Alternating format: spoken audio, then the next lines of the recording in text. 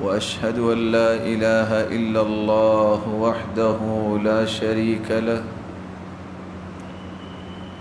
وأن محمدًا عبده ورسوله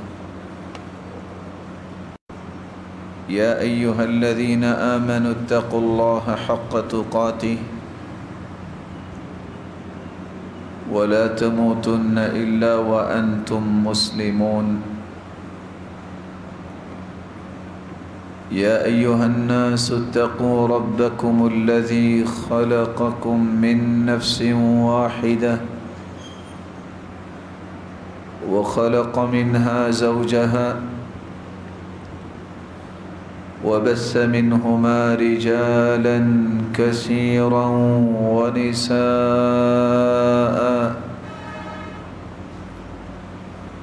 واتقوا الله الذي تساءلون به والأرحام إن الله كان عليكم رقيبا يا أيها الذين آمنوا اتقوا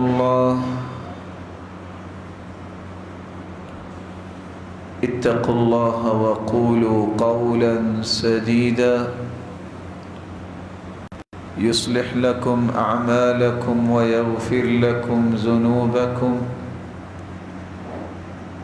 ومن يطع الله ورسوله فقد فاز فوزا عظيما أما بعد فأعوذ بالله من الشيطان الرجيم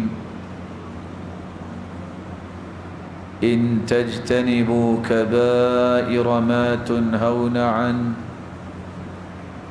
نكفر عنكم سيئاتكم وندخلكم مدخلا كريما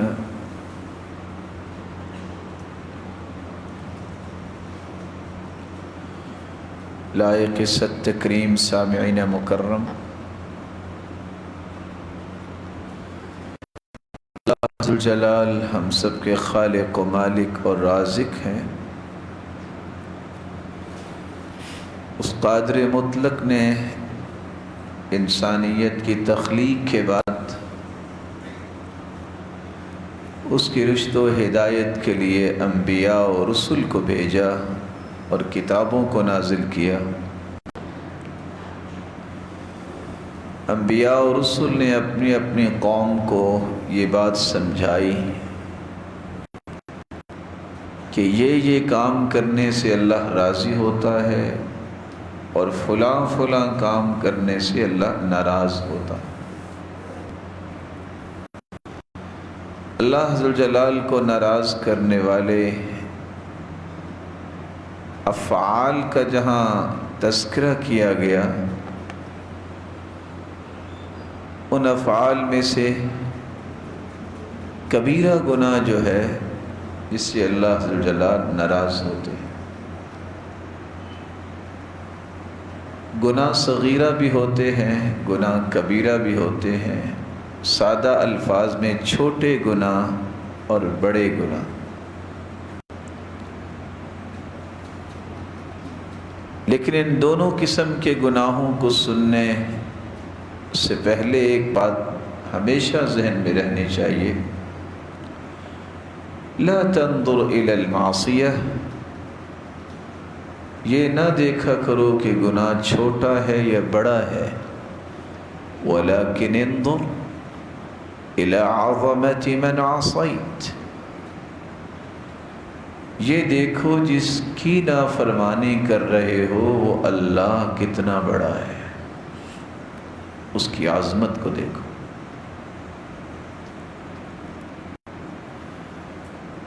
چھوٹا گناہ اسے کہتے ہیں جو نیکیاں کرنے سے ہی معاف ہو جاتا ہے، اس کے لیے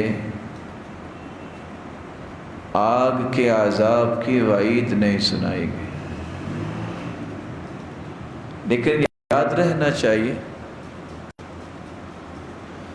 والذین یجتنبون کبائر الاسم والفواحش الا اللمم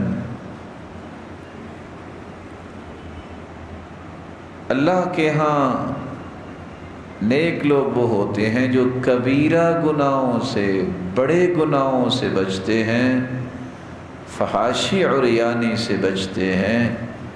ہاں معمولی جو نوک پلک ہوتی ہے اللہ اسے معاف کرنے والے ہیں۔ 5 نمازیں پابندی سے پڑھ لیں تو یہ چھوٹی چھوٹی چیزیں ساتھ ساتھ دھلتی رہتی ہیں۔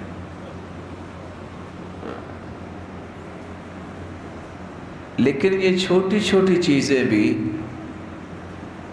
بار بار کی جائیں تو یہ بھی چھوٹی نہیں رہتی، بڑی بن جاتی ہے، کبیرہ گناہ بن جاتا ہے جب بار بار کیا جائے۔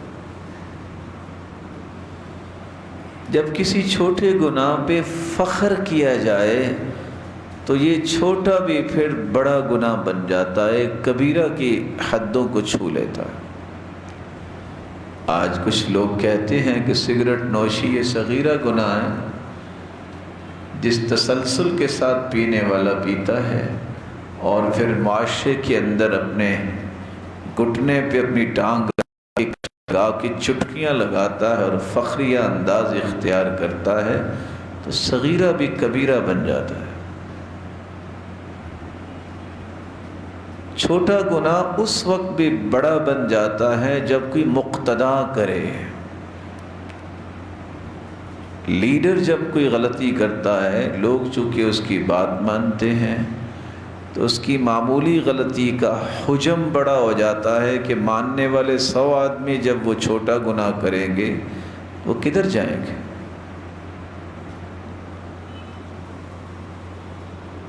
کبیرہ گناہ کس کو کہتے ہیں اور کبیرہ گناہ کون سے ہیں اور ان سے توبہ کا طریقہ کیا ہے، ان 3 باتوں کو ہم کچھ تفصیل سے پیش کریں گے۔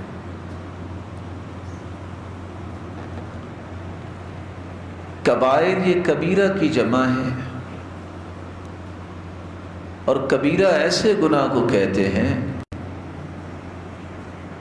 شریعت اسلامیہ نے جس گناہ کی قباحت کو بیان کیا ہو اسے بڑا گناہ کہتے ہیں، اسے کبیرہ گناہ کہتے ہیں۔ علماء نے اس کی نشانیاں کچھ بیان کی ہیں احادیث کی روشنی میں۔ ہر وہ گناہ جس کے بارے میں اللہ ذوالجلال وعید سنا دیں کہ اگر یہ کیا تو اس کا یہ نتیجہ نکلے گا، یا حدیث کے اندر وعید آ جائے، ایسے گناہ کو کبیرہ گناہ کہتے ہیں۔ امام بغوی کہتے ہیں کہ کبیرہ گناہ کی یہ ہے ہر وہ گناہ جس کی حد شریعت میں موجود ہے، قرآن و حدیث نے اس کی حد بیان کر دی ہے۔ اگر کوئی شراب پیے گا تو 40 کوڑے لگیں گے، اگر چوری کرے گا تو اس کا ہاتھ کٹے گا۔ تو جس گناہ کی حد بیان کر دی شریعت نے، یہ کبیرہ گناہ ہے، یہ بڑا گناہ ہے۔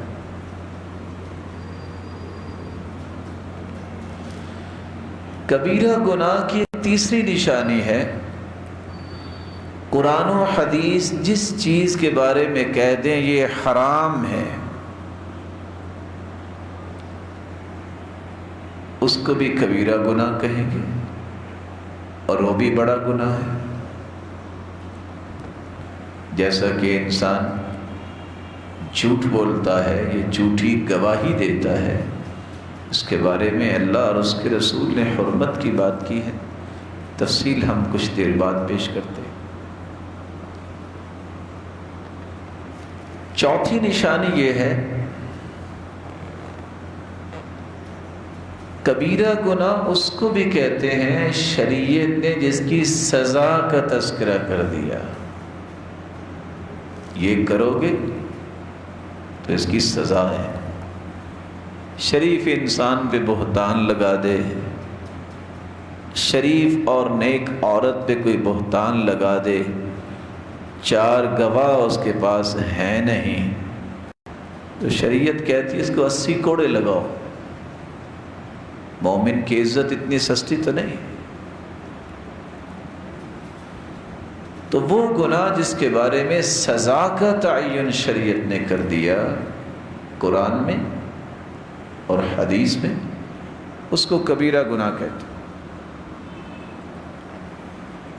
پانچویں نشانی کبیرہ گناہ کی یہ ہے جس گناہ کے ساتھ اللہ اور اس کے رسول کے یہ بات آ جائے کہ یہ کرنا لعنت کا مستحق ہے، اس کرنے سے اللہ کی لعنت ہوگی، اس کے رسول کی لعنت ہے، یہ بھی بڑا گناہ ہے، یہ بھی کبیرہ گناہ ہے.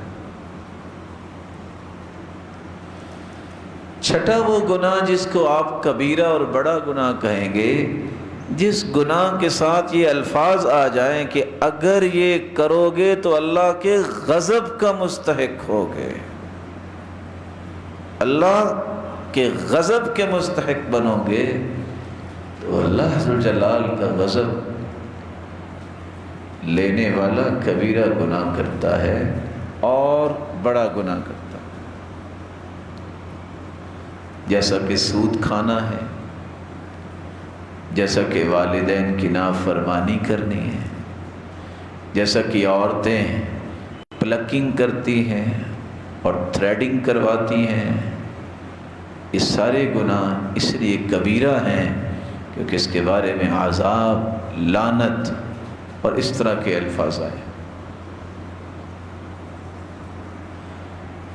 ساتواں وہ گناہ جس کو آپ کبیرہ اور بڑا گناہ کہیں گے جس کے بارے میں اللہ کے رسول نے یہ کہہ دیا ٹھکانہ جہنم ہے، اللہ نے کہہ دیا ٹھکانہ اس کا جہنم ہے، یہ بھی کبیرہ گناہ. آٹھواں وہ گناہ جس کو آپ کبیرہ کہیں گے، بڑا گناہ کہیں گے، جس کے بارے میں شریعت نے یہ فیصلہ کر دیا کہ اللہ ذوالجلال کے اوامر کی اگر نسبت کا کوئی خیال نہ کیا، جس کے بارے میں اللہ کے رسول نے کہہ دیا اگر یہ کرو گے تو میرا تم سے تعلق ہی کوئی نہیں ہے، یہ بھی کبیرہ گناہ ہوگا، یہ بھی بڑا گناہ ہوگا. اللہ ذوالجلال ہم کو ہر کبیرہ اور صغیرہ گناہ سے محفوظ فرمائے. تو بات یاد رکھنے والی یہ ہے جس گناہ کے بارے میں اللہ اور اس کے رسول کی وعید آ گئی، جس گناہ کے بارے میں اللہ اور اس کے رسول نے حرام کہہ دیا، جس گناہ کے بارے میں اللہ اور اس کے رسول کی لعنت کا مستحق انسان بنے، جس گناہ کی پاداش میں انسان کے بارے میں اللہ کے رسول کہہ دیں میرا اس سے تعلق ہی کو نہیں، جس گناہ کے بارے میں شریعت نے سزا مقرر کر دی، جس گناہ کے متعلق حد مقرر کر دی، اور جس گناہ کے متعلق یہ کہہ دیا یہ اللہ کے غضب کو دعوت دے رہے ہیں، اللہ سے جنگ کرنے کو دعوت دے رہے ہیں، جس گناہ کے نتیجے میں یہ بتایا جائے کہ جہنم اس کا نتیجہ ہے، دنیا اور آخرت میں اس کی ذلت ہے، ایسے سارے گناہوں کو کبیرہ گناہ کہتے ہیں. اور کبیرہ بڑے گناہ کو کہتے ہیں جب تک توبہ نہ کی جائے. علماء کا ایک موقف یہ ہے کہ یہ توبہ کے بغیر معاف نہیں ہوتے. کون سے اعمال ہیں جن کو لوگ تو سمجھتے ہی کچھ نہیں کہ یہ بھی کوئی اعمال ہیں، لیکن وہ کبیرہ گناہ ہے. ایک ہے صرف بڑے گناہ، ایک ہے بڑے گناہوں سے سب سے بڑے گناہ. ان من اکبر الکبائر، سب سے بڑا گناہ جو ہے وہ شرک ہے. دنیا کے اندر جتنے کبیرہ گناہ ہوتے ہیں سب سے بڑے گناہوں میں سے جو بڑا گناہ ہے وہ شرک، اور لوگ اس کی پرواہ نہیں کرتے. اور پرواہ کرتے کیوں نہیں ہیں؟ یہ راز سمجھیے. شہر میں 100 دکانیں ہوتی ہیں، ہر دکان کا ریٹ اپنا ہے، ہر دکان کا معیار اپنا ہے۔ اسی طرح دنیا کے اندر بسنے والے لوگ اپنی اپنی جو رائے اختیار کر بیٹھے ہیں، شریعت سے دور ہو کر اس رائے نے انسانیت کو ضلالت اور گمراہی کی طرف دھکیل دیا ہے۔ کیسی رائے؟ دنیا کے اندر 4 آراء اس وقت موجود ہیں جن کو سمجھنا ضروری ہے تاکہ آپ راہ راست سے کہیں نہ ہٹ جائیں۔ ایک رائے خوارج کی ہے جن کو خارجی کہتے ہیں۔ خارجی لوگوں کا منہج اور عقیدہ یہ ہے کہ جس سے کوئی بھی بڑا گناہ ہو گیا یہ کافر ہو گیا ہے، یہ جہنم میں جائے گا، اس لیے آپ کو دنیا میں یہ خود کش حملے کرنے والے ظالم خارجی ملیں گے، کیونکہ وہ مسلمان سمجھتے نہیں، وہ کہتے ہیں کافر ہو گیا، اس لیے اس کو دنیا میں مارنا جائز ہے، اس کو نعوذ باللہ من ذالک اس کا مال چھیننا جائز ہے، اس کی عزت کوئی نہیں ہے اور یہ جہنم میں جائے گا۔ اسلام اس سے بری ہے۔ جتنے جذباتی لوگ ہیں وہ یہی خارجیوں کا ذہن ہی لیتے ہیں، گناہ دیکھا کفر کا فتویٰ لگایا، مرتد کا فتویٰ لگایا، جہنمی کا فتویٰ لگایا اور معاشرے کے اندر خون ریزی شروع کر دی۔ یہ جتنے داعش کے نام سے اس طرح کے گمراہ لوگ ہیں وہ سارے اسی فکر کو لے کے چلتے ہیں۔ اللہ امت کے نوجوانوں کو محفوظ فرما دے۔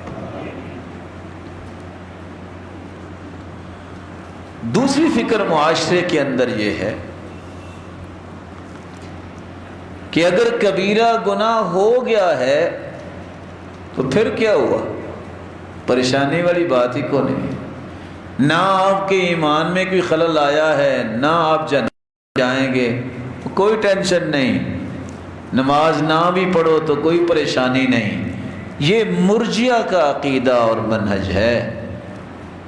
یہ وہ لوگ ہیں، آدھی دنیا کو پریشان خارجیوں نے کیا فتوے لگا لگا کے، اور دنیا کے اندر قتل و غارت کو اور خون ریزی کو عام کیا، اور مسلمانوں کی گردنیں جھکا دی۔ حالانکہ مسلمانوں کا تو یہ عقیدہ ہی نہیں ہے، اسلام تو ایسی تعلیم دیتا ہی نہیں ہے جو خارجیوں نے لی۔ اور کہاں سے لی؟ کس نے دی؟ یہ وہی طبقہ ہے جو یہودیوں سے شروع ہوا اور آج بھی باقی ہے۔ آدھی دنیا کو بے عمل کر دیا تو مرجئہ نے کر دیا، کہتے کلمہ پڑھا ہے نا بس ٹھیک، کسی نماز روزے کی کوئی ضرورت نہیں ہے، گناہ ہو گیا تو پھر کیا ہوا؟ گناہ بندوں سے ہی ہوتے ہیں، کوئی جہنم میں آپ نہیں جائیں گے، اللہ تعالیٰ معاف فرمائے۔ آدھی دنیا کو خون میں لت پت کیا تو خارجیوں نے، اور آدھی دنیا کو بے عمل کیا تو ان مرجئہ نے۔ تیسری فکر معتزلہ کی ہے، وہ کہتے ہیں جب انسان سے کبیرہ گناہ ہو جائے نہ وہ کافر ہوتا ہے نہ وہ مومن ہوتا ہے۔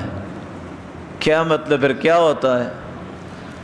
بے وقوف انسانوں، یہ بھی کوئی دنیا کا کوئی فتویٰ ہے کہ نہ تم مومن ہو نہ تم کافر ہو؟ کیا ہو پھر؟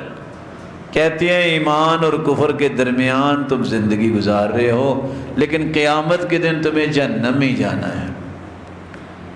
بچی کھچی انسانیت کو گمراہی کی راہ انہوں نے دے دی۔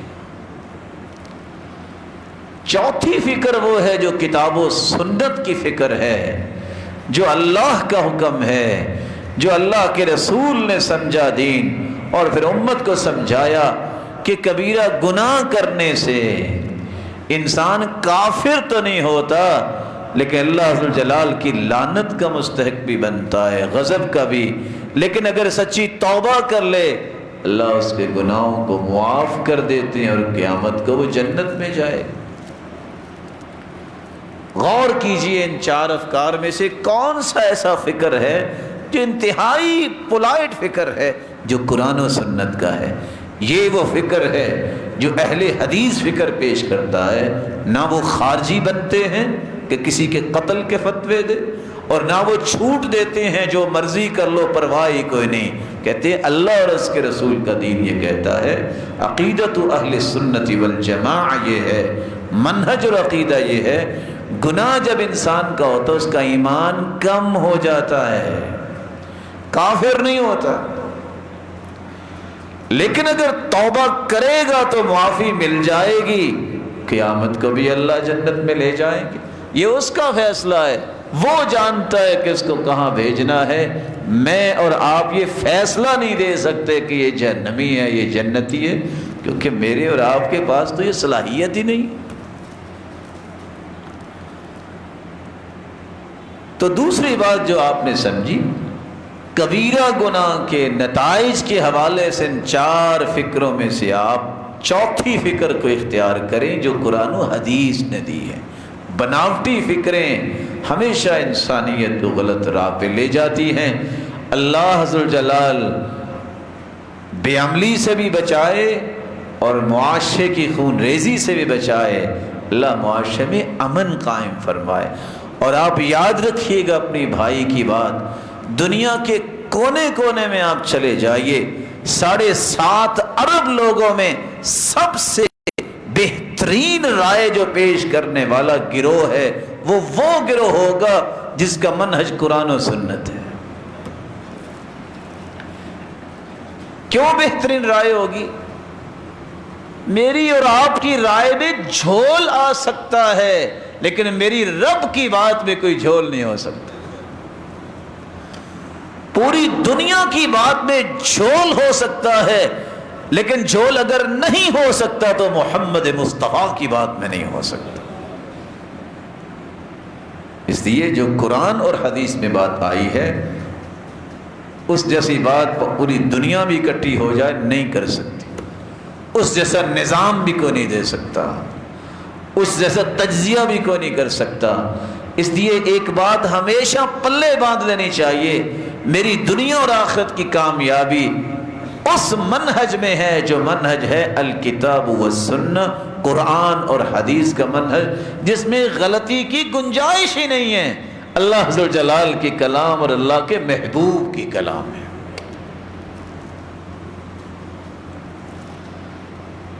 تیسرا نقطہ جس کے متعلق میں آپ کی خدمت میں گزارشات کرنا چاہتا ہوں، کبیرہ گناہوں کی نشانیاں بھی آپ نے سنی اور پھر اس کے بارے میں دنیا کا رد عمل بھی آپ نے سن لیا۔ کبیرہ گناہ ہیں کون سے؟ میں نے آپ کے سامنے ایک حدیث کا ایک مبارک ٹکڑا پڑھا تھا، ان من اکبر الکبائر الاشراک باللہ، کبیرہ گناہ سارے جمع ہو جائیں سب سے بڑا گناہ جو ہے وہ شرک ہے۔ شرک سے بڑا کوئی گناہ نہیں۔ شرک کا مطلب صرف یہ نہیں ہے کہ آپ جا کے کسی کو سجدہ ہی کر دیں، صرف یہ نہیں ہے کہ قبر کو سجدہ کر دیں، کسی انسان کو سجدہ کر دیں۔ لوگوں نے تو یہاں بھی راہیں نکال لیں، یہ تعظیم کا سجدہ ہے، یہ فلاں سجدہ ہے۔ یہ سارے سجدے صحابہ نے کیوں نہیں کیے؟ ان سے بڑے بھی کسی کے پیارے دل ہیں۔ صحابی نے یہی تو ایک سوال کیا تھا، اللہ کے رسول فلاں لوگوں کا رویہ یہ ہے جو کیسر و کسرا اور بڑے بڑے بنے پھرتے ہیں کہ لوگ جا کے سجدہ کرتے ہیں، تو آپ کو تو اللہ نے ان سے بڑا بنایا، ہم بھی یہ کام نہ کریں؟ فرمایا لو امرت احدا ان يسجد لاحد لامرت المرأة ان تسجد لزوجها لعظم حقه عليها۔ اگر میں کسی انسان کو کہتا کہ تم سجدہ کرو کسی انسان کو، تو میں عورت کو کہتا کہ اپنے خامند کو سجدہ کرے، میں نے اس کو بھی نہیں کہا انسان کو سجدہ نہیں کرے۔ یہ بھی عبادت ہے جب یہ آیت اتری اتخذوا احبارهم ورهبانهم اربابا من دون اللہ، عیسائی جو ہیں اپنے پادریوں کو اپنا رب بنا لیتے ہیں۔ وادی بن حاتم مسلمان ہوئے، کہتے اللہ کے رسول یہ آیت کیا کہہ رہی ہے؟ ہم تو اپنے پادریوں کو رب نہیں مانتے تھے، بڑا ہی مانتے تھے۔ آپ نے ایک سوال کیا، سمجھنے والا ذرا غور کیجئے، ادھی ایک بات تو بتاؤ، اللہ نے جس کے بارے میں کہہ دیا کہ یہ چیز حرام ہے اور آپ کا لاٹ پادری یہ کہتا ہے کہ یہ حلال ہے، تم کیا کہتے تھے؟ کہتے ہم تو حلال ہی کہتے تھے کیونکہ پادری نے کہا ہے۔ کہ اللہ جس چیز کو حلال کہتے اور پادری کہتا نہیں یہ حرام ہے، تم کیا کہتے تھے؟ کہتے ہم تو حرام ہی کہتے تھے۔ فرمایا فَتِلْكَ عِبَادَتُهُمْ، یہی تو ان کی عبادت ہے۔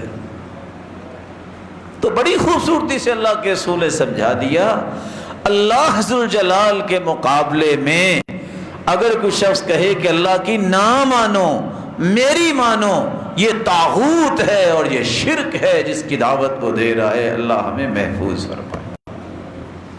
اللہ کے مقابلے میں اپنے آپ کو پیش کر دینا، محمد مصطفیٰ کے مقابلے میں پیش کر دینا، اس سے بڑا کیا گناہ ہو سکتا۔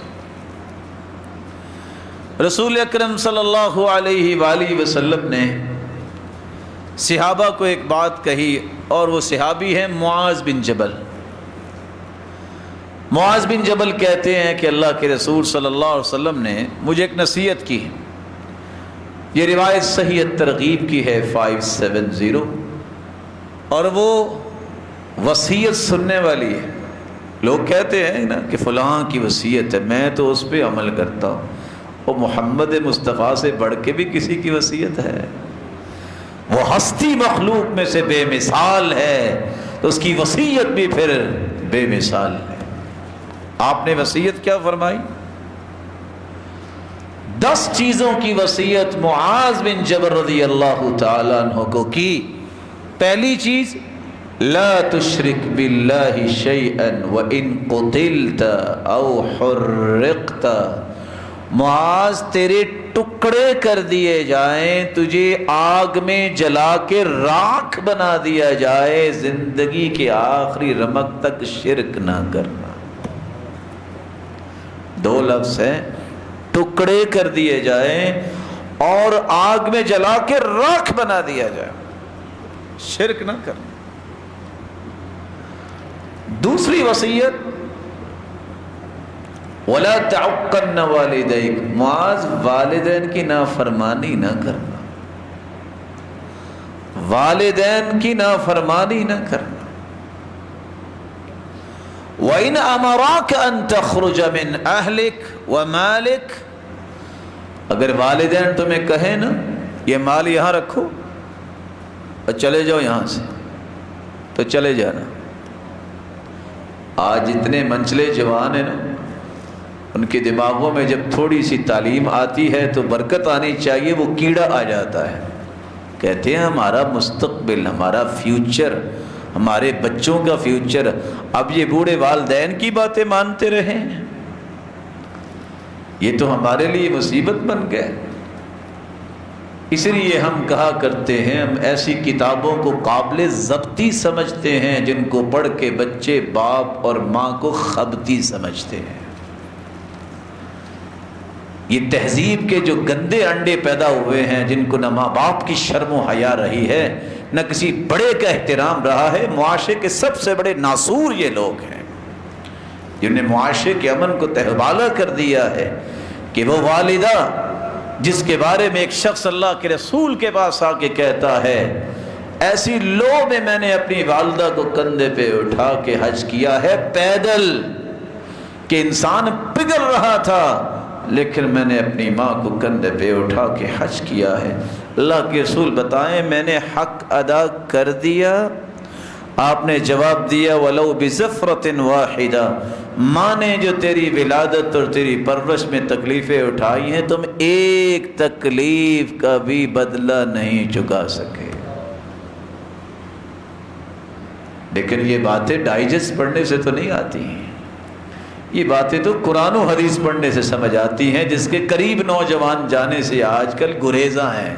کہ چھوڑو جی یہ تو مسیطڑوں کی باتیں ہیں، اب ہمیں اپنے فیوچر کو بلڈ کرنا ہے۔ کیا بلڈ کرتے ہیں وہ آپ کے سامنے ہی۔ میرے صحابی، ایک شرک نہ کرنا، ایک والدین کی نافرمانی نہ کرنا۔ تیسری وصیت، وَلَا تَتْرُكَنَّ صَلَاةً مُتَعَمِّدًا، میرے صحابی نماز نہ چھوڑنا۔ دوسری روایت میں آتا ہے مَن تَرَكَ الصَّلَاةَ مُتَعَمِّدًا فَقَدْ كَفَرَ، جو جان بوجھ کر نماز کو چھوڑ دیتا وہ تو کافر ہو جاتا ہے۔ تیسری وصیت، نماز فرض نہ چھوڑنا۔ رسول اکرم صلی اللہ علیہ وآلہ وسلم نے ساتھ یہ بھی فرمایا، صرف کفر کی بات نہیں کی، فرمایا فقد بریت منہ ذمۃ اللہ، اللہ اس بندے سے بری ہے جو نماز نہیں پڑھتا۔ اور آپ یہ باتیں سن چکے ہیں کہ بے نماز اگر نماز نہیں پڑھنا مر جاتا ہے، توبہ نہیں کرتا، کہتا ہے ضرورت ہی کو نہیں ہے نماز کی، اگر ایسا بندہ فوت ہو جائے تو کتابیں کیا کہتی ہیں بول کے، لا یغسل، اس کو غسل کی ضرورت نہیں، اسے غسل نہ دیا جائے، ولا یکفن، اسے کفن نہ دیا جائے، ولا یصلی علیہ، اس کی نماز جنازہ نہ پڑھی جائے، ولا یدعا لہ بالمغفرہ، اس کی بخشش کی دعا نہ کی جائے، ولا یدفن فی مقابر المسلمین، اسے مسلمانوں کے قبرستان میں دفنایا نہ جائے،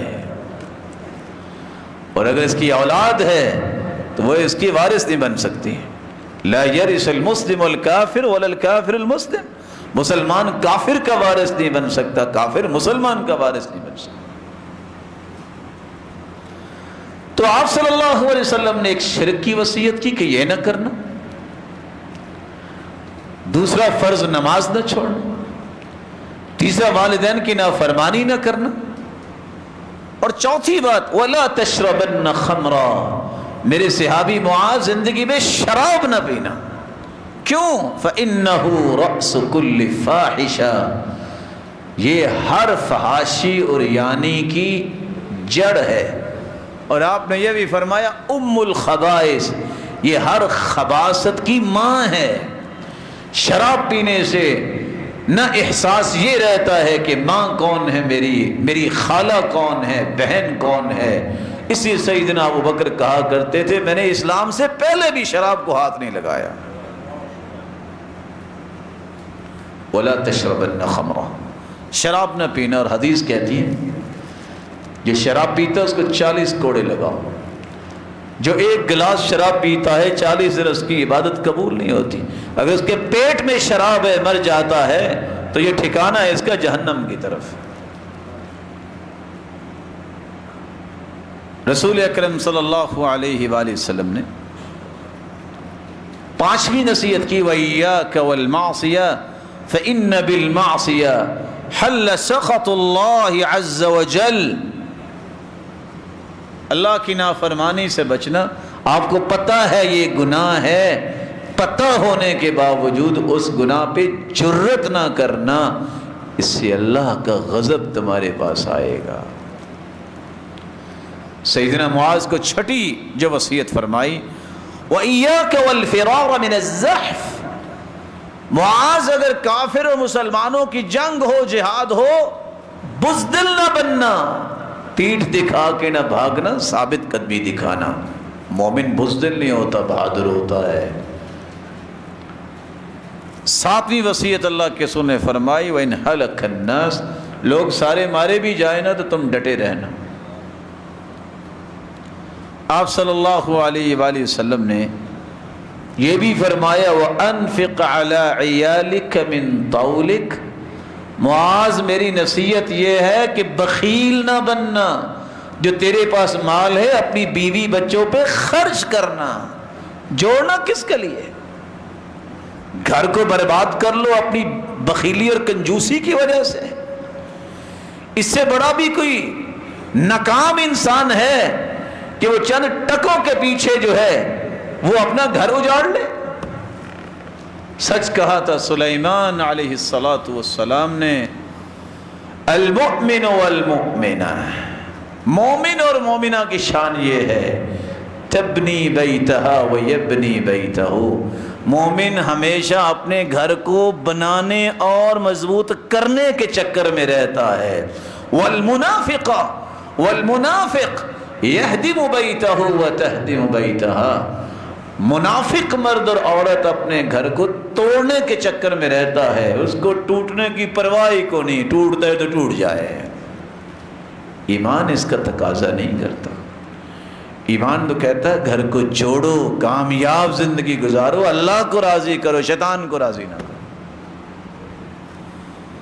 آپ صلی اللہ علیہ وسلم نے یہ بھی فرمایا، آخری بات، وَلَا تَرْفَعْ عَنْهُمْ عَصَاكَ أَدَبًا وَأَخِفْهُمْ فِي اللَّهِ، گھر والوں کی تربیت تیرے ذمے ہے، کوڑا کبھی رکھنا نہیں ہے۔ دوسری روایت میں آتا ہے عَلِّقْ صَوْتَكْ حَيْثُ يَرَى هُ أَهْلُ،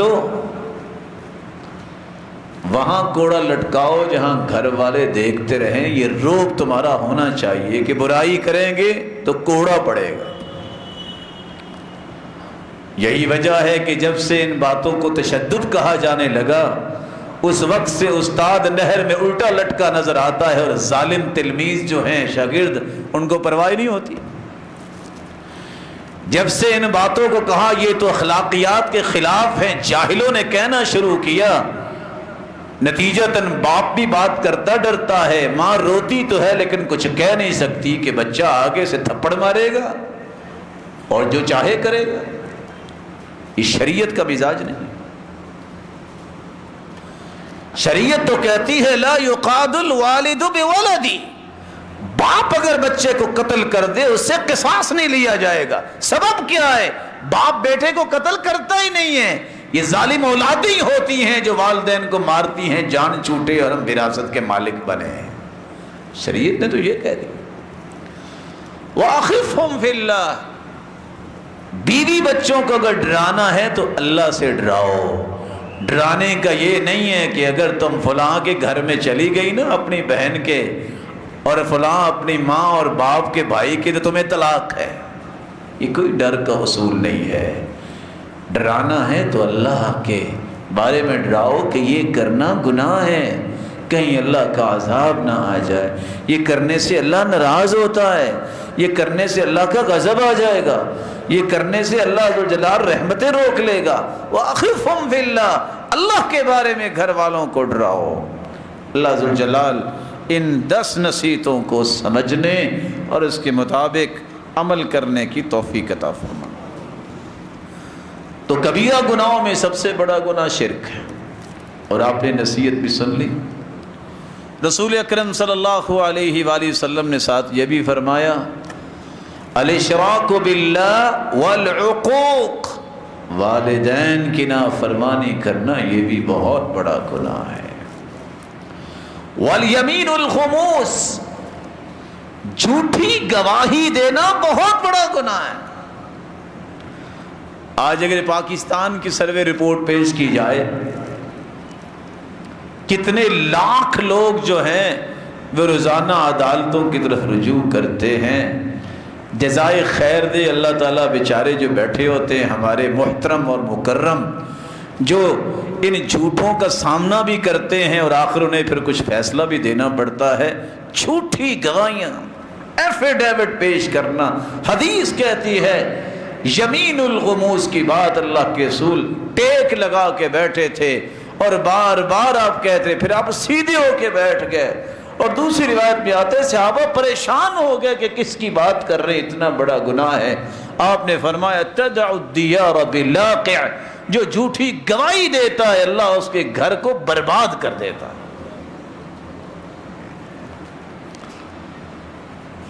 تو شرک اور والدین کی نافرمانی کے بعد جھوٹی گواہی بہت بڑا گناہ ہے۔ چوتھا جو بڑا گناہ ہے، کبیرہ گناہ، جس کو آج لوگ محسوس ہی نہیں کرتے، وہ ہے اللہ کی رحمت سے مایوس ہونا۔ اللہ کی رحمت سے مایوس کون ہوتا ہے؟ 3 قسم کے لوگ۔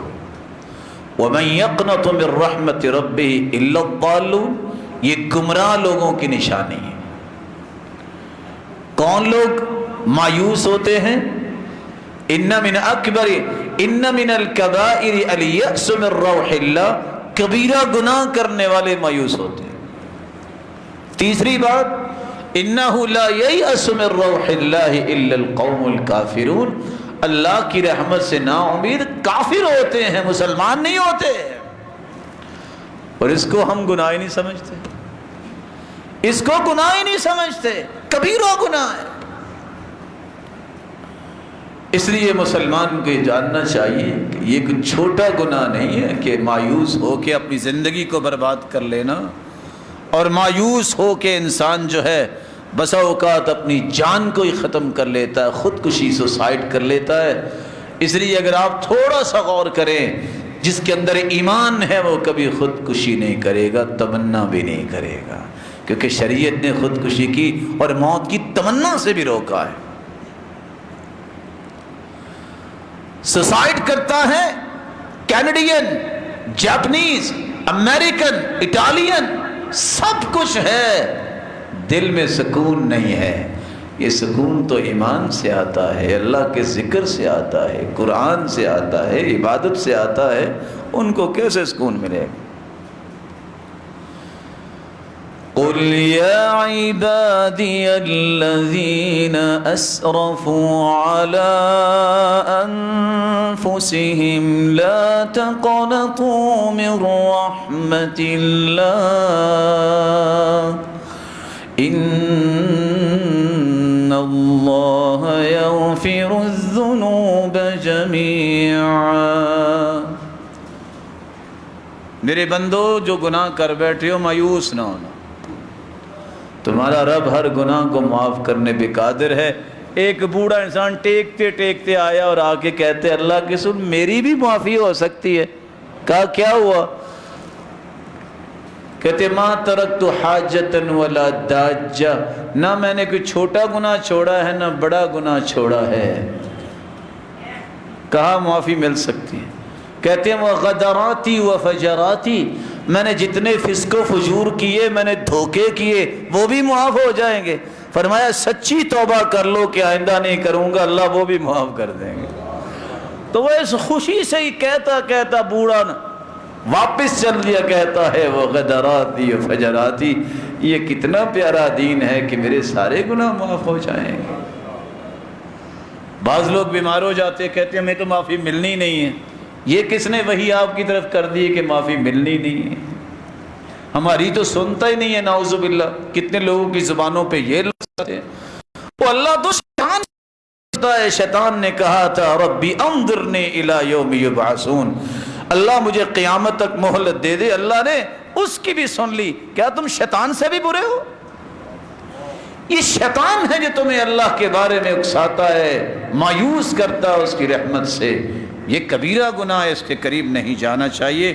اللہ ذوالجلال ہمیں محفوظ فرمائے۔ ریاکاری کو جس کو ہم گناہ سمجھتے نہیں ہیں، کبیرہ گناہ ہے۔ ریاکاری کا معنی کیا ہے؟ میں کوئی کام کرتا ہوں تو دنیا کو راضی کرنے کے لیے، دکھلاوے کے لیے، واہ واہ کے لیے، چرچے کے لیے۔ آج کیا کہیں اور کیا نہ کہیں، ایک ہی التجا ہے اللہ سے، اللہ ہمیں معاف کر دے۔ دور ہی ایسا آ گیا۔ کسی نے صابن کی چکی کسی بیچارے کو دینی ہوتی، کہتے پہلے پکچر اترواؤ تو پھر آپ کو یہ 20 روپے کی چکی دیں گے۔ کسی نے گٹر کا افتتاح کرنا ہوتا ہے، اکرمکم اللہ، اللہ آپ سب کو عزتیں دے، وہ کہتے ہیں اس کی بھی پکچر اتارو۔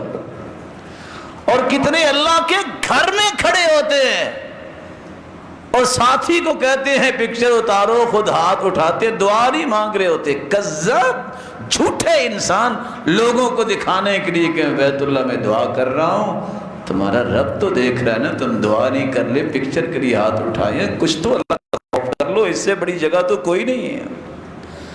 وہ بیت اللہ کا طواف کرتے، ایک شخص جو ہے وہ ایک چلتے چلتے ساتھ لگا تو عورت نے آگے سے شعر پڑھ کے کہے ساری زندگی کے گناہوں کو دھونے کے لیے تو یہاں آئے، تم یہاں آ کے بھی گناہ کی اگر نیت کرو گے تو دھلانے کے لیے کہاں جاؤ گے؟ اور جگہ کون سی ہے؟ رسول اکرم صلی اللہ علیہ وسلم نے فرمایا جو دنیا میں اس لیے نمازیں پڑھتا ہے کہ لوگ راضی ہوں، لوگ جو ہے ان میں چرچا ہو، اللہ قیامت کو اپنی مبارک پنڈلی سے نور کے پردے ہٹائیں گے، سارے مومن اور مومنہ عورتیں سجدے میں چلی جائیں گی، رہ جائیں گے تو ریاکار رہ جائیں گے، یہ جھکنا تو چاہیں گے لیکن جھک نہیں پائیں گے، فَيَعُودُ ظَهْرُهُ طَبَقًا وَاحِدًا، ان کی کمر تخت بن جائے گی، خر علی قفا، گدی کے بل گر جائیں گے، پچھلی طرف گر جائیں گے، سجدہ نہیں کر پائیں گے، پوری کائنات کے سامنے یہ ذلت ہو۔ اللہم انی اعوذ بک ان اشرک بک شیئا وانا اعلم واستغفرک لما لا اعلم، یہ دعا پڑھا کریں تاکہ اللہ ریاکاری سے بچائے۔ اللہم اجعل عملی کلہ خالصا واجعلہ لوجہک اللہم اجعل عملی کلہ صالحا واجعلہ لوجہک خالصا ولا تجعل فیہ احد نصیبا۔ سیدنا عمر یہ دعا پڑھا کرتے تھے، یا اللہ میرا ہر عمل نیک بنا اور اپنے لیے خاص فرما، کسی کا اس میں حصہ نہ رکھنا۔ رسول اکرم صلی اللہ علیہ وآلہ وسلم نے ایک چھٹے گناہ کے متعلق بھی فرمایا، یہ بھی کبیرہ گناہ ہے اور اس کے بارے میں اکثر آپ سنتے رہتے ہیں، جس کو سود کہتے ہیں، آج دیہاتوں میں بیاج اس کو کہہ دیا جاتا ہے۔ یہ سود اور بیاج کا کام کرنا کبیرہ گناہ ہے۔ درہم و ربا اشد من 36 زنیہ، 36 مرتبہ بدکاری کرنے کا جتنا گناہ ہے اس سے زیادہ گناہ ایک درہم سود کھانے کا گناہ ہے۔ لعن اللہ آکل الربا وموکلہ وشاہدی وکاتبہ، لعنت سود کھانے والے پر بھی، کھلانے والے پر بھی، گواہ ایز اے وٹنس جو پیش ہوتا ہے ایک دو لوگ، اور ڈرافٹنگ کرنے والا، کتابت کرنے والا۔ دوسری روایت میں آتا ہے وہ ہم فیہ سوا، اللہ کی لعنت میں یہ چاروں ہی برابر ہیں، کھانے والا اور کھلانے والا اور لکھنے والا جو کانٹریکٹ سائن کرتا کرواتا ہے، یہ گناہ میں سارے برابر ہیں۔ اگر کسی کو پتا ہے یہ سود ہے تو ایک درہم جو ہے وہ 36 مرتبہ زنا کرنے سے زیادہ اس کا گناہ ہے۔ اور دوسری روایت نے تو حد ہی مکا دی اور کیا کہہ دیا، 72 گناہ ہیں سود کے، ادناہا اتیان الرجل امہ، سب سے گھٹیا گناہ اتنا ہے کہ کوئی اپنی والدہ سے زنا کرتا ہے۔ اور آج یہ شعور ختم ہو گیا۔ غریب مسکین دیہاتوں میں رہنے والے علاج معالجے کے لیے کاش کہ ہم خود بس کریں ان کا، وہ بیچارے چند ٹکے چودھریوں سے لیتے ہیں تو بیاج پہ لیتے ہیں، ساری ساری زندگی بیچارے وہ اپنے آپ کو مارتے رہتے ہیں، ان کے قرضے نہیں اترتے۔ اور یہ ظالم خون چوسنے والا، اس کو یہ اندازہ نہیں ہے کہ اس کا گناہ کتنا ہے اور کل قیامت کو اس کی سزا کتنی ہے۔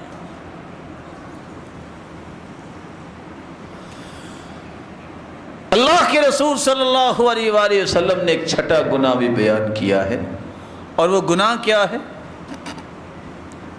تکبر کرنا۔ ہم اس کو بھی کوئی معمولی شے سمجھتے ہیں، کبیرہ گناہ ہے۔ تکبر ہے کیا؟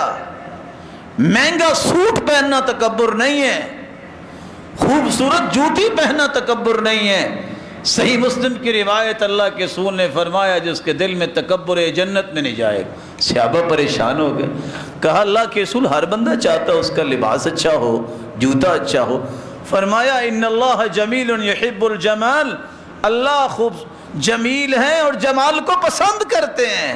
اچھا لباس اور اچھی جوتی تکبر نہیں، تکبر یہ ہے بطر الحق وغمط الناس، حق بات کو ٹھکرا دینا اور لوگوں کو اپنے سے حقیر سمجھنا، یہ تکبر ہے۔ اور آج دیکھ لیں، سوال ہی پیدا نہیں ہوتا، کسی ڈیرے میں جائے تو کوئی کام کرنے والا کرسی پہ بیٹھ جائے اور نہیں نہیں نیچے بیٹھو، تکبر نہیں تو کیا ہے؟ کیا ہے یہ؟ بطر الحق، قرآن کی بات آ جائے، اللہ کے رسول کی بات آ جائے پھر میں اور آپ اپنی مرضی کریں، یہ تکبر نہیں تو کیا ہے؟ ہم نے ٹھکرایا، میں نہیں مانتا اس کو۔ اللہ ایسے الفاظ سے بھی ہمیں محفوظ رکھے۔ حدیث میں آتا ہے جتنے تکبر کرنے والے ہیں یحشر المتکبرون یوم القیامت کامثال الزر، اللہ چونٹیاں ان کو بنائیں گے قیامت کے دن، پوری کائنات ان کو روندتی گزرے گی۔ جتنے تکبر کرنے والے ہیں، بازو کھول کے چلنے والے ہیں، حدیث میں آتا ہے اذا مشت امتی مطیطا، میری امت کے لوگ جب بازو کھول کھول کے چلیں گے اکڑ کے، اللہ ایسی قوم پہ پھر عذاب کیا دیں گے، نیک لوگوں پہ برے لوگ مسلط کر دیے جائیں گے۔ اللہ ہمیں محفوظ فرمائے۔ ظلم و زیادتی کرنا بھی کبیرہ گناہ ہے، ان میں قتل و غارت تک بات پہنچ جاتی ہے۔ آج کسی کی جان کی کوئی قیمت نہیں رہی۔ اور ایک ہی حدیث میں سناؤں گا، لو ان اہل السماوات والارضین اشترکوا فی دم واحد لاکبہم اللہ فی النار، کسی مسلمان کا قتل اتنا بڑا ہے، ساتوں زمینیں اور ساتوں آسمانوں کی مخلوقات 14 کے 14 طبق اگر کسی ایک مسلمان کے قتل میں شریک ہو جائیں تو اللہ قیامت کے دن 14 کے 14 طبق جہنم میں ڈال دیں۔ اس لیے میں آپ سے گزارش کروں گا، زندگی میں کسی کو قتل کرنے کا ارادہ نہ کرنا، کسی کو قتل نہ کرنا۔ دیکھو کتنا اسلام پیارا ہے۔ اسلام کہتا ہے جو کسی مسلمان کو قتل کرتا ہے 14 طبق جہنم میں جائیں گے، لیکن آج ان ظالموں سے، کافروں سے متاثر ہو کر مسلمان بھی کہنا شروع ہو گئے کہ مسلمان دہشت گرد ہیں۔ مسلمان دہشت گرد نہیں ہیں اور نہ دہشت گرد مسلمان ہیں، دہشت گرد ہے تو کافر ہے، یہودی ہے اور عیسائی ہیں۔ یہ ایسی بات نہیں میں کر رہا۔ آپ جانتے ہیں ہٹلر کون تھا؟ مسلمان تھا۔ اس عیسائی نے جو کچھ کیا، آپ سوچئے کہ آج تک میڈیا نے اس کو کہا یہ دہشت گرد، کتنے لوگوں کو قتل کیا تھا۔ جوزف سٹالن کو دیکھیے، یہ مسلمان تھا، 20 ملین انسانوں کو قتل کرنے والا یہ شخص، کسی نے آج تک کہا کہ یہ دہشت گرد ہے؟ سوچنے کی بات ہے۔ ماؤ زیدنگ کے بارے میں نام سنا ہوگا، جس شخص نے انسانوں کو بھوکا مروا دیا، آج تک کسی نے اس کو دہشت گرد نہیں کہا۔ یہ مسلمان تو نہیں تھا۔ 4 لاکھ انسانوں کی گردنیں اڑانے والا مسولنی کافر تھا، یہودی تھا، کسی نے کہا یہ دہشت گرد ہے؟ یہ مسلمان تھا؟ کبھی اپنی تاریخ بھی پڑھا کرو۔ مسلمان دہشت گرد نہیں ہو سکتا، بری ہے مسلمان دہشت گردی سے، اور دہشت گردی مسلمانوں سے دور ہے۔ اور اللہ کے رسول صلی اللہ علیہ وسلم نے یہ سبق دیا ہی نہیں ہے کہ تم کسی کی جان کے پیاسے بن جاؤ، یہ تو جانوں کے محافظ ہوتے ہیں۔ اور جہاد بھی فرض ہوا تو اس لیے مظلوم کی مدد کرنے کے لیے، یہی تو بات سمجھ نہیں کسی کو آتی۔ یہ شوکا کون تھا جس نے جنگ میں 1 لاکھ مسلمانوں کو مروا دیا؟ یہ مسلمان تھا؟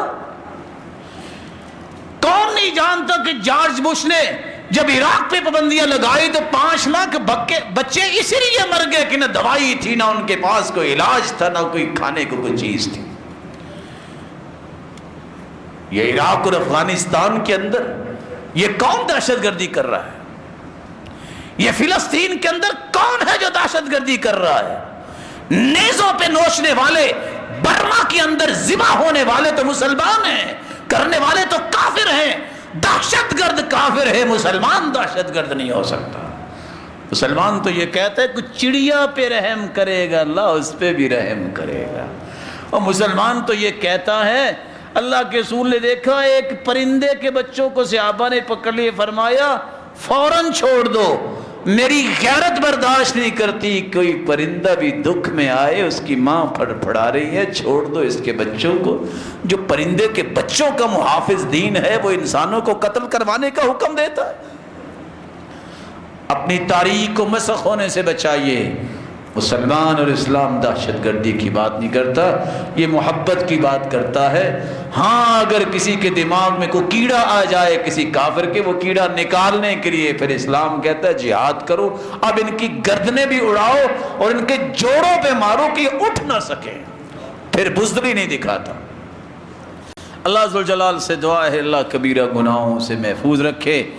جھوٹ بولنا، بہتان بازی کرنا، گالی گلوچ کرنا اور بدگمانی کرنا اور پانی کسی کو دینے سے انکار کر دینا، گھر میں پانی ہے کو لینے آئے نہ دو، باہر کو نل لگایا ہوا ہے تو وہاں سے پانی نہ لینے دو، یہ بھی کبیرہ گناہ ہے۔ مسلمانوں کی راستوں میں اگر کوئی تکلیف دیتا ہے، یہ ڈاکو ڈکیتی کرنے والے کبیرہ گناہ کرتے ہیں۔ راستے کو خطا کرنا جس سے کہ مسلمان کے گزرنے کے لیے مسائل پیدا ہو جائے۔ حدیث میں آتی ہے جو مسلمانوں کو راستوں میں تکلیف دیتا ہے فقد وجبت علیہم لعنتہم، ان پہ لعنت واجب ہو جاتی ہے۔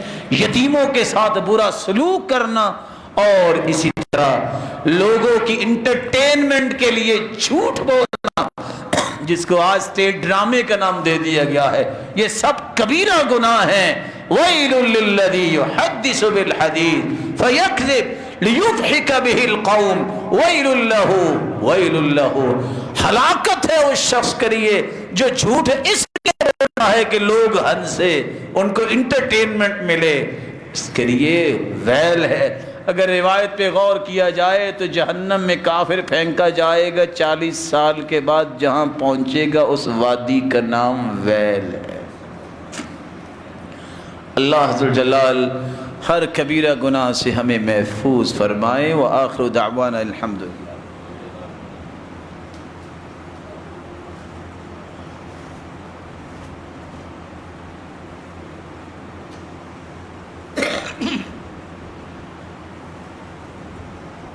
الحمد للہ علی احسانہ والشکر لہ علی توفیقہ وامتنانہ، اما بعد۔ آخری نکتہ، اگر کسی سے یہ گناہوں میں سے کوئی گناہ ہو جائے تو کیا کرے؟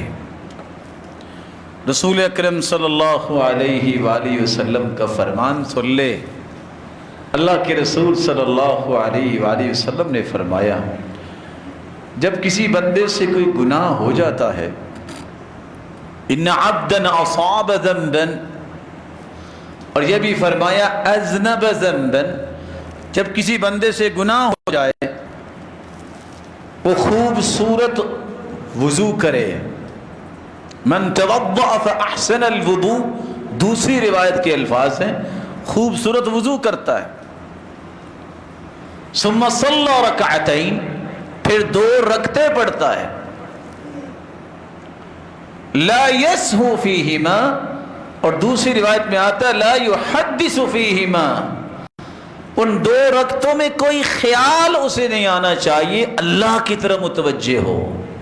اچھا وضو، 2 رکعتیں، ان میں کی اور سوچ نہیں ہونی چاہیے۔ رکعتیں پڑھنے کے بعد ایک چوتھا کام، ہاتھ اٹھا لے اور کہہ دے ربی اذنبت، اللہ مجھ سے گناہ ہو گیا، اللہ میں اعتراف کرتا ہوں۔ ان العبد اذا اعترف ثم تاب تاب اللہ علیہ، اللہ میں اقرار کرتا ہوں میں نے گناہ کیا، اللہ میں شرمندہ ہوں میں نے غلط کیا، اللہ میں عزم کرتا ہوں دوبارہ نہیں کروں گا۔ اللہ ذوالجلال کی طرف سے آواز آتی ہے، اللہ فرماتی ہے فرشتوں دیکھ رہے ہو، علم عبدی ان لہ ربا یغفر الذنوب، آج میرے بندے کو پہچان ہو گئی ہے کہ اس کا کوئی رب ہے جو معاف کر سکتا ہے۔ صحیح بخاری کی روایت کے الفاظ یہ ہیں 7507، آپ صلی اللہ علیہ وسلم نے فرمایا جب انسان اخلاص کے ساتھ یہ سارے کام کر کے یہ الفاظ بول رہا ہوتا ہے کہ اللہ مجھے معاف کر دے، میں اقرار کرتا ہوں، اللہ ذوالجلال 3 مرتبہ فرماتے ہیں میرے بندے تو نے کمزور ہاتھ اٹھا دیے. حدیث کے الفاظ ان ربکم حیی کریم یستحیی من عبدہ اذا رفع یدیہ الیہ ان یردہما صفرا خائبتین. تم آ گئے ہاتھ اٹھا کے 2 رکعتیں پڑھ کے اچھا وضو کرنے کے بعد کوئی سوچ نہیں سوچی کہہ دیا کہ میں معترف ہوں، مقر ہوں، اقراری ہوں، آئندہ سے نہیں کروں گا، شرمندہ ہوں. ہاتھ تیرے اٹھے ہیں. اللہ کے فرماتے ہیں حیا اللہ کو آتی ہے، میں اپنے بندے کے ہاتھوں کو کیسے واپس لوٹا دوں. اس کے 3 مرتبہ فرمایا غفرت لعبدی، میرے بندے جاؤ تمہیں میں نے معاف کیا، جاؤ تمہیں میں نے معاف کیا، میں نے تمہیں معاف کیا. اللہ ہم سب کو معاف فرمائے. اللہ صغیرہ اور کبیرہ گناہوں سے بچائے. اور انسان بہت کمزور ہے، چاہتے نہ چاہتے جو گناہ ہوتے ہیں اللہ انہیں معاف فرما دے، اپنی رحمت میں سب کو لپیٹ لے. الہ العالمین جو بیمار ہیں ان کو صحت و عافیت سے نواز دے. میرے مالک تیری رحمتیں بہت وسیع ہیں، امت سے اس بیماری کو دور فرما دے. مولا کریم جو مقروض ہیں ان کی غیبی خزانوں سے مدد فرما.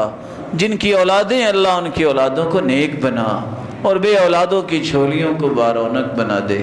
اللہ مال والوں کے مال میں برکت فرما اور جن کے پاس مال نہیں ہے تو ان کو بھی تمنگر بنا.